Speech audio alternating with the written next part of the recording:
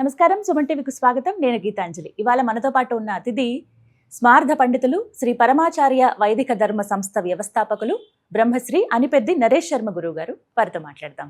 గురుగారు నమస్కారం అండి. నమస్కారం అమ్మా, శుభం భూయాత్. రాబోతున్నది యమునా పుష్కరాలు, ఎంతో విశేషం అని అంటారు. అయితే చాలా మంది ఉత్తరాదిన కదండి, మేము ఖచ్చితంగా వెళ్ళాలా, వెళితే ఆచరించవలసింది ఏమిటి, అక్కడ ఏమేం చేయాలి, అసలు పుష్కరాల విశిష్టత మాట్లాడుకుందాం. పుష్కరాలు అనేవి చాలా పవిత్రమైనవి. సంవత్సరానికి ఒకసారి ఒక్కొక్క నదికి పుష్కరాలు వస్తూ ఉంటాయి. ఈ పుష్కరాలు ఎట్లా ఏర్పడతాయి అంటే, దేవగురువు అయినటువంటి బృహస్పతి సంవత్సరానికి ఒక రాశి మారుతూ ఉంటాడు. ఒక్కొక్క రాశికి వచ్చినప్పుడు ఒక్కొక్క నదిలో ఆ దేవతలందరూ వచ్చి అక్కడ స్నానం చేసి ఆ నదిలో నివాసం ఉంటారట. కాబట్టి అప్పుడు ఆ నదికి చాలా శక్తి ఉంటుంది, పవిత్రత వస్తుంది, శక్తి వస్తుంది. కాబట్టి మొట్టమొదటిగా 12 రోజుల పాటు, పుష్కరం అంటేనే 12 రోజులు అని, కాబట్టి ఆ 12 రోజుల పాటు ఆ దేవతలందరూ కూడా నదిలో నివాసం ఉంటారు. అక్కడికి వెళ్ళి మన స్నానము, జపము, తపము, దానము, శ్రాద్ధము ఇవి చేయటం వల్ల విశేషమైనటువంటి పుణ్య ఫలితం కలుగుతుంది. పుష్కర స్నానం చేయటం వల్ల మామూలుగా కూడా నది నీళ్ళు ఉన్నాయనుకోండి, ఆ నది నీళ్లు తెచ్చుకుంటే ఎన్ని రోజులు వాటి పవర్ ఉంటుందంటే 12 ఇయర్స్, 12 సంవత్సరాల పాటు వాటికి ఆ పవర్ ఉంటుంది. అట్లా ఈ పుష్కరాల్లో తెచ్చుకున్నవి కూడా అంతే అన్నమాట. 12 సంవత్సరాల పాటు ఆ నదిలో ఉన్నటువంటి నీళ్ళకి పవర్ ఉంటుంది. కాబట్టి పుష్కరాలు ప్రస్తుతం దేవగురువు అయినటువంటి బృహస్పతి కర్కాటక రాశిలోకి జూన్ 1వ తారీఖు రాత్రి ప్రవేశిస్తాడు. అంటే 1వ తారీఖు రాత్రి ప్రవేశం వల్ల 2వ తారీఖు నుంచి ప్రారంభం యమునా నదిలో. ఆ యమునా నదిలోకి ప్రవేశిస్తాడు. యమునా నది పుష్కరాలు 12 రోజుల పాటు 13వ తారీఖు దాకా ఉంటుంది.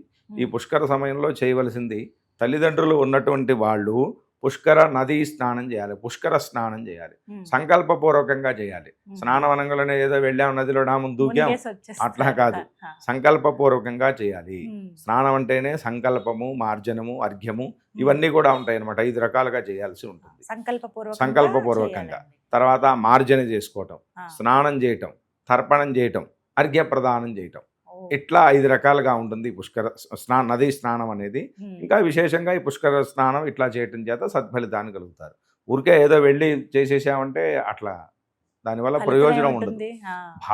భావం అనేది చాలా మనకి ముఖ్యమైనది.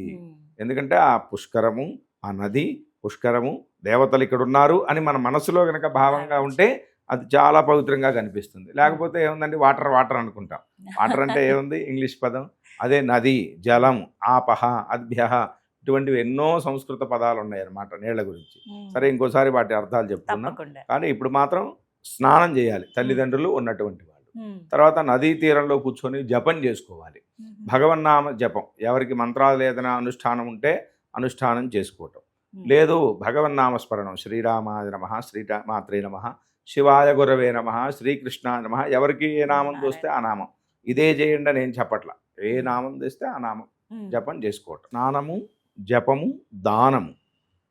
దానం కూడా చేయొచ్చు, వస్త్రదానము, స్వయంపాక దానము, కుదిరితే సువర్ణ దానం. ఈ మాట చెప్పారంటే వాళ్ళందరూ మన పంతులుగారు ఏంటి చెప్పారని, అంటే ఆ స్థాయిలో ఉంది కాబట్టి అవకాశం ఉంటే సువర్ణ దానము, రజత దానము, వెండి దానం చాలా ముఖ్యమైనది. తర్వాత దశదానాలు ఉంటాయి. ఆ దశదానాలు, వస్త్రదానము, ఆ నదీ తీరంలో ఉన్నటువంటి వాళ్ళకి ఆకలి దప్పికలు తీరటం కోసం అన్నం పెట్టడం అనేది చాలా ముఖ్యమైనది. వాళ్ళకి ఏదైనా ప్రొవిజన్స్, స్వయంపాకం అంటాం కదా, అవైనా ఇవ్వచ్చు. అట్లాగే నీటి దానం, ఇప్పుడు ఉన్నటువంటి ఎండలకి నీళ్ల దానం చేస్తే చాలా మంచిది. ఆ నదీ తీర ప్రాంతంలో ఈ కాలంలో, ఈ స్పెసిఫిక్గా ఎండాకాలంలో ఒక చెంబు దానం చేస్తే, ఒక చెంబు నీళ్లు కనుక ఎవరికైనా ఇస్తే 1000 చలివేంద్రాలు పెట్టినటువంటి ఫలితం వస్తుందంటారు. మామూలుగా ఒక చలివేంద్రం పెడితేనే చాలా పుణ్యం అని చెప్పారు శాస్త్రంలో. అటువంటిది సహస్ర ప్రపాజల దానం, 1000 చలివేంద్రాలు పెట్టినటువంటి ఫలితం వస్తుందట. కాబట్టి రాగి చెంబు కానీ ఇత్తడి చెంబు కానీ ఏది కుదిరితే అది, ఆ చెంబులో నీళ్లు పోసి దానం చేయటం. ఏమి లేదు, దానం చేసేంత సమయం అది కూడా లేదనుకోండి, వాటర్ బాటిల్స్ కొని వచ్చినాయి కదా అన్ని కంపెనీలు, ఒక్కొక్క వాటర్ బాటిల్ తలా ఒకటి ఇవ్వండి. వాళ్ళకి ఆ దాహం తీరితే కనుక చాలా విశేషమైనటువంటి పుణ్యం కలుగుతుంది. కాబట్టి ఆ ఉదక దానము, ఇటువంటి దాన ధర్మాలన్నీ కూడా నదీ తీరంలో చేస్తే 100 రెట్లు ఫలితం వస్తుంది. ఇవి ఖచ్చితంగా చేయాలి. తర్వాత తండ్రి లేనటువంటి వాళ్ళు పుష్కర శ్రాద్ధం అంటారు. ఆ నదీ తీరంలో ఎవరి అర్హతను బట్టి వాళ్ళు, అంటే కొంతమంది బ్రాహ్మణుడు వీళ్ళైతే కనుక అన్న శ్రాద్ధం అంటారు, అన్నం వండి బ్రాహ్మణులకి భోజనం పెట్టడం, ఇవి చేయాలి. అట్లా లేనటువంటి వాళ్ళు ఇంకా వేరే పద్ధతి ఉంది, ఆమశ్రాద్ధం అంటారు. అంటే స్వయం పాకం ఇవ్వటం. ఆ తర్వాత బియ్య పిండితోని పిండాలు పెట్టడం, వాళ్ళ వంశంలో గతించినటువంటి ఆ పితృదేవతలు, మాతృదేవతలు వీళ్ళందరికీ కూడా ఈ పిండ ప్రదానం చేయడం ద్వారా వాళ్ళకి ఉత్తమ లోకాలు కలుగుతాయి అన్నమాట. శాశ్వత పుణ్యలోక ఫలావాప్త్యర్థం అంటారు.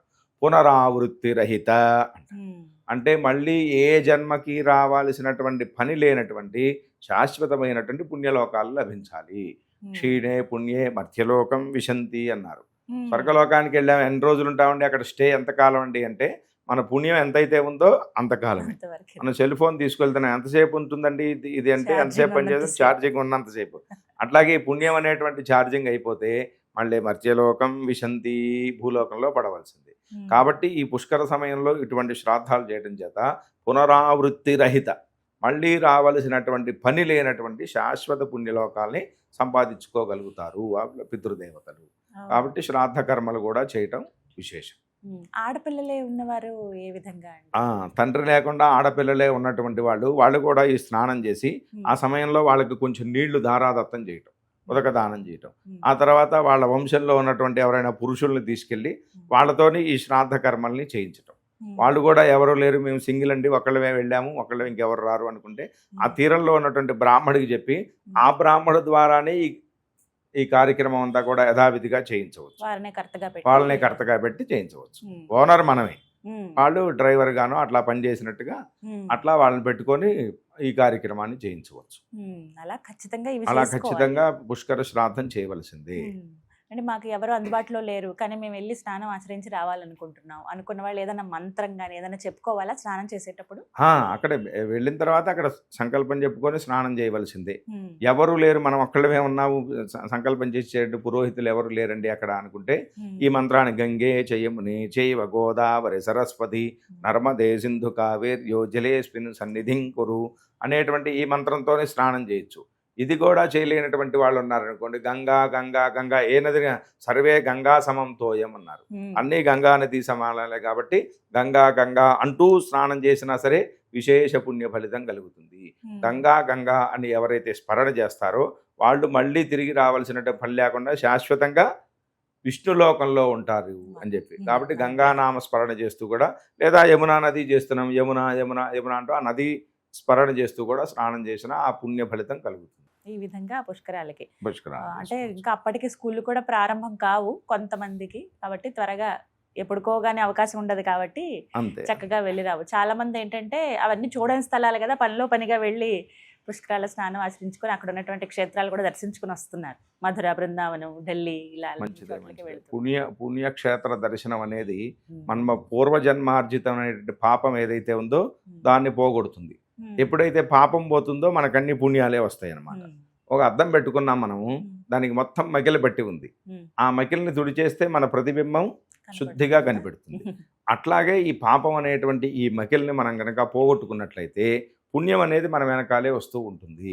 మనం ఎన్నో కథల్లో చదువుతూ ఉంటాం, అప్పుడు దాకా ఆయన ఇన్ని ఇబ్బందులు పడ్డాడు, ఆ రోజున భగవంతుడు వచ్చి ఈయనకి కల్లో చెప్పాడు, ఇంతకు ముందు రావచ్చు కదా భగవంతుడు, మరి ఇన్ని ఇబ్బందులు పడుతున్నాడు కదా భగవంతుడు రావచ్చు కదా అంటే, ఒరే నీ పాపం అనేటువంటి ఒక పొర అడ్డం ఉందిరా, పొర అడ్డం ఉంది, ఆ పొర మకిల అడ్డం ఉన్నంతసేపు భగవంతుడు కాదు కదా ఇంకెవ్వరూ రారు, ఏమీ చేయలేదు, మన చుట్టుపక్కలే ఉంటాయి అన్ని మనకి, కానీ ఆ ఆ పాపం అనేటువంటి పొర ఉండటం చేత ఇవన్నీ మనకు కనిపించవు, ఆ బాధలు పడుతూ ఉంటాం.